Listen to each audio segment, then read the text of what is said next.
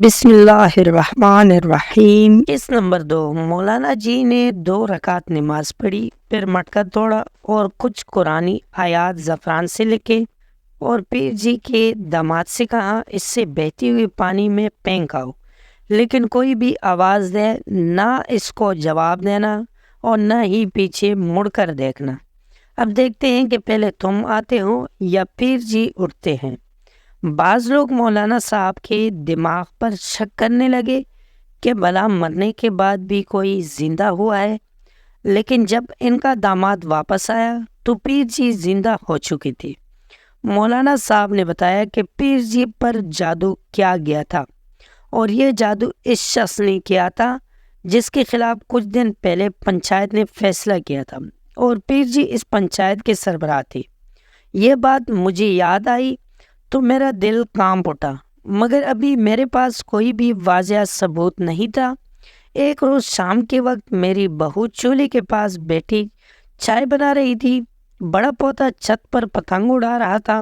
اتنے میں دروازہ کھلا اور بہو کی خالہ زاد بہن داخل ہوئی اور سیدھی بہو کی طرف آئی۔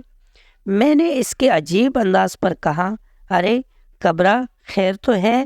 نہ سلام نہ دعا۔ میری آواز سن کر کبرا پلٹ کر بھاگ گئی۔ میں بھی اس کے پیچھے گئی، مگر کبرا مکان میں داخل ہو چکی تھی۔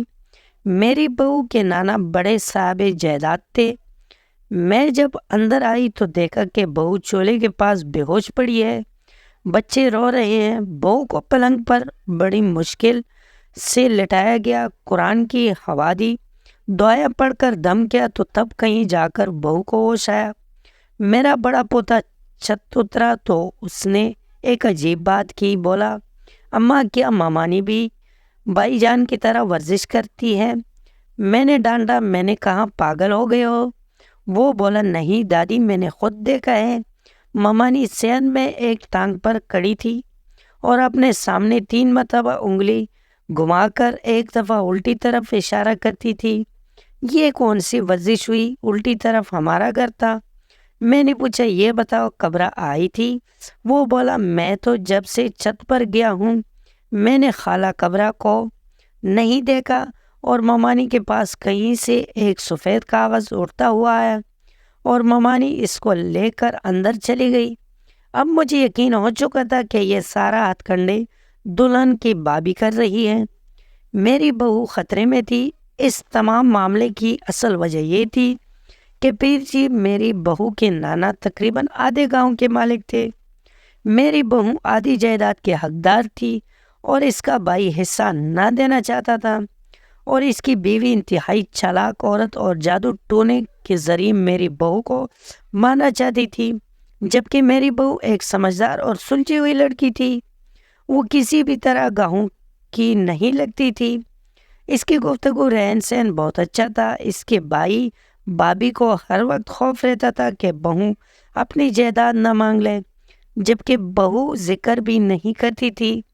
اب میں نے گھر میں ہر وقت دعاؤں کا ازدار کہتی تھی اور میں نے بہو کو باہر سے آئی ہوئی چیزوں کو کھانے اور باہر جانے سے منع کر دیا تھا۔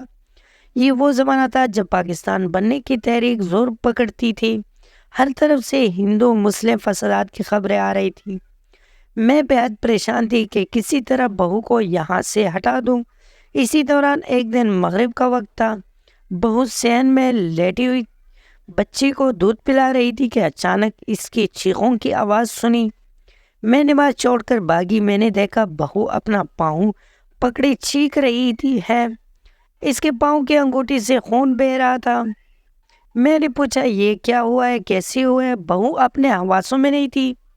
میری بڑی پوتی بھی کھڑی تھی مگر وہ بھی چپ تھی۔